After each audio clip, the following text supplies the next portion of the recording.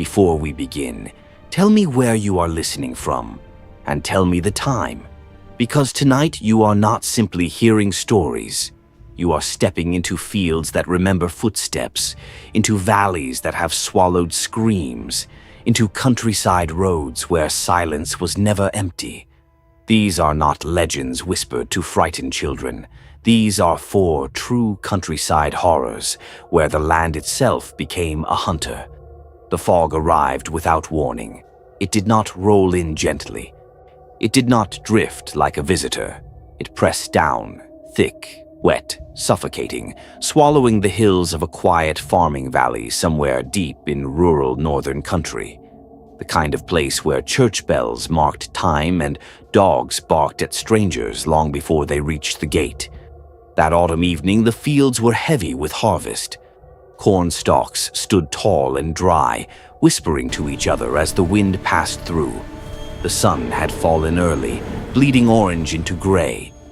And then, visibility vanished. At first, it seemed ordinary, a heavy countryside mist, but animals reacted first. Cows began to shift violently in their pens, horses strained at fences, dogs refused to step off porches. They stared into the fog, low, unmoving growls rumbling from their throats. Inside a farmhouse near the tree line, the Harper family barred their doors. They had heard something. Not a howl, not a voice. Something walking, slow, deliberate, circling the perimeter. The father, Elias Harper, had hunted these woods since boyhood. He knew the rhythm of coyotes, the padded lope of deer, the heavy crack of black bear. This was different. It moved when he moved. When he stepped toward the front window, it shifted toward the barn. When he turned toward the back door, it circled toward the well. It was studying. The fog did not thin. It thickened. It pressed against the glass as if trying to enter. Then came the first knock. Not on the door. On the side of the house. Wood siding. 3 slow taps. Elias did not open the door. He extinguished the lanterns instead. Darkness became their shield. Inside, they whispered no prayers aloud. Even sound felt dangerous. Hours passed. The tapping returned. This time from the barn. The livestock screamed. Elias understood something vital in that moment. Whatever moved in that fog relied on fear, on reaction, on panic. So he did nothing. He gathered his wife and children into the cellar. He opened a hidden hatch that led to an old root tunnel connecting to a dry creek bed, a relic from older, harsher times when families prepared for raids or wildfire. The knock became pounding. The barn doors splintered. Something massive moved through the livestock pens, but the Harpers were already beneath the earth. The tunnel was narrow, suffocating. Dirt crumbled with each movement. The children trembled, but not one cried out. Above them, the farm suffered. Below them, silence was survival. When they emerged nearly half a mile away along the creek bed, the fog had thinned just enough to reveal the farmhouse in the distance. Lights flickered inside, but no one was home. Elias did not return that night. He watched from the tree line until dawn broke and the fog retreated like a living thing withdrawing. By morning, the barn was destroyed. Livestock torn apart, but the house was untouched. No footprints, no tracks, only deep impressions circling the foundation. Whatever came had expected panic. Instead, it found patience. The Harpers rebuilt, but they never again lit lanterns during fog, because sometimes survival is not confrontation. It is denial, and the countryside remembers those who refuse to play the hunter's game. The orchard had stood for generations, apple trees twisted like arthritic fingers, roots tangled in soil enriched by decades of harvest and burial alike. The countryside around it rolled in quiet hills, far from highways or far from interruption. It belonged to no one anymore. Yet people continued to disappear there. In the early 1900s, farmhands reported hearing their names carried by the wind after dusk. Not shouted, whispered, drawn out slowly as though tasted. A pair of brothers, Samuel and Isaac, were hired to clear the dying orchard in preparation for resale. Practical men, unmoved by superstition. They arrived with axes, rope, and a mule. The first day passed uneventfully. The second day, the wind changed. It moved against the natural direction of the valley. It circled inward, concentrated. Samuel heard it first. Isaac, soft, close, but his brother stood across the grove. He said nothing. The whisper came again, closer to his ear. He refused to answer. By nightfall, tension coiled between them. Neither admitted hearing anything, but both slept poorly. On the third day, misdirection began. Isaac saw Samuel walking between the trees, except Samuel was behind him stacking wood. The orchard bent perspective, twisted sound, bent distance. They formed a strategy. They would never separate beyond sight. They would respond only to direct eye contact. They would mark trees with red cloth to track their movement. By afternoon, the red cloths had moved. Trees they marked stood bare. Others were marked instead. They were being rearranged. The orchard was not hunting through force. It hunted through doubt. By dusk, exhaustion gnawed at their resolve. That was when the voice tried again, this time pleading, panicked, sounding exactly like Samuel, crying for help. Isaac closed his eyes, counted backward, waited for physical confirmation. None came. Instead, branches snapped violently from the opposite direction. They understood then. It could replicate sound, but not presence. The brothers advanced slowly toward the edge of the orchard, backs touching, axes raised not in panic but in warning. They did not run. They reduced its advantage. The wind intensified. Leaves spiraled unnaturally. The whispers overlapped, desperate now. The orchard needed them divided. Instead, it found unity. When they crossed the boundary fence at sunset, the air stilled instantly. Silence fell heavy. They never returned.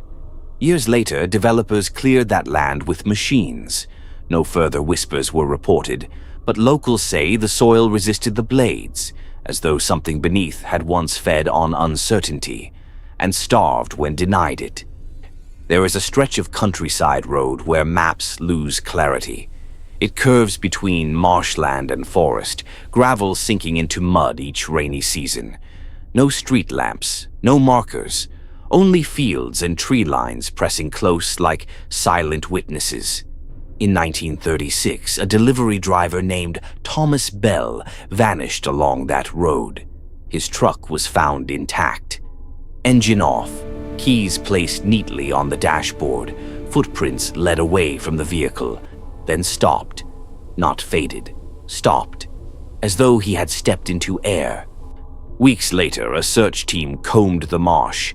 They heard something at dusk, not a call, a mimicry, voices of the searchers echoing back to them, repeating their own words in distorted rhythm. One man nearly stepped into a sinkhole while chasing what he thought was his partner's shout.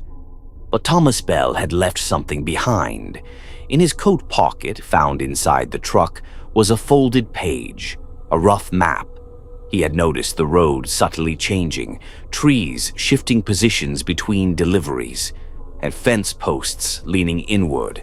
He had drawn reference points, fixed stars, not land features. He understood the road disoriented by altering the familiar. He had tried to outthink it. His final note read, "Do not follow sound, follow direction." The search party adopted his strategy. They navigated by compass and star. They ignored calls not confirmed visually. By midnight, they reached a clearing, and there, knee-deep in marsh, stood Thomas, alive, exhausted. He claimed the road had narrowed around him, trees bending, gravel swallowing his boots. Every time he chased a voice, the ground softened, so he stopped moving. He waited. The road lost interest. Sometimes survival is stillness.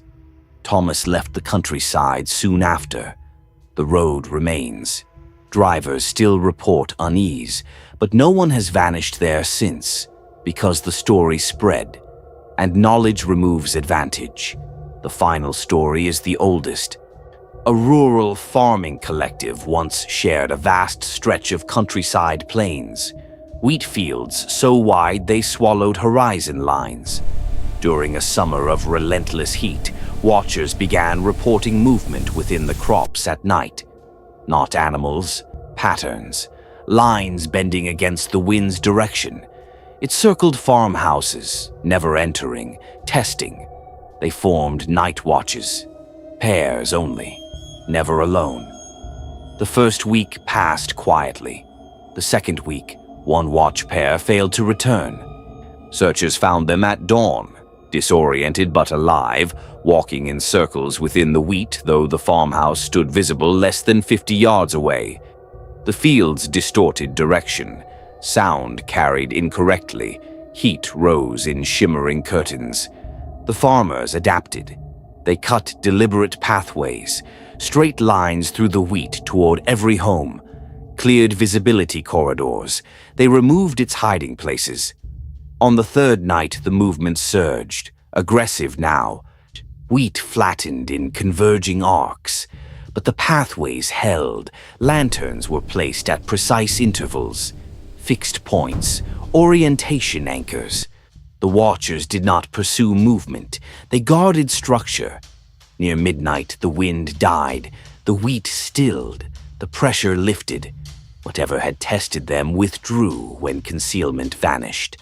They harvested early that year and never again allowed crops to grow unchecked without corridors. The countryside had taught them. Fear thrives in uncertainty. Predators, natural or otherwise, rely on confusion. But patience, cooperation, and preparation starve the unknown. The countryside is vast, beautiful, quiet. But quiet is not emptiness. It is space, waiting to see who understands it. These 4 stories endure not because something monstrous triumphed, but because ordinary people refused panic. They observed, they adapted, they endured. Victory did not look glorious. It looked tired, mud-stained, breathing slowly at sunrise. The land remains. The fog will return, the roads will bend, the wind will whisper. But somewhere tonight, someone listening knows something now they did not know before. And knowledge is the first weapon against the dark. If you are still here, still listening, look around you. Listen carefully. And remember, silence is never empty. Subscribe now and join our growing community of horror enthusiasts. Hit the notification bell to never miss a chilling upload, because the shadows are watching, and the screams are only beginning.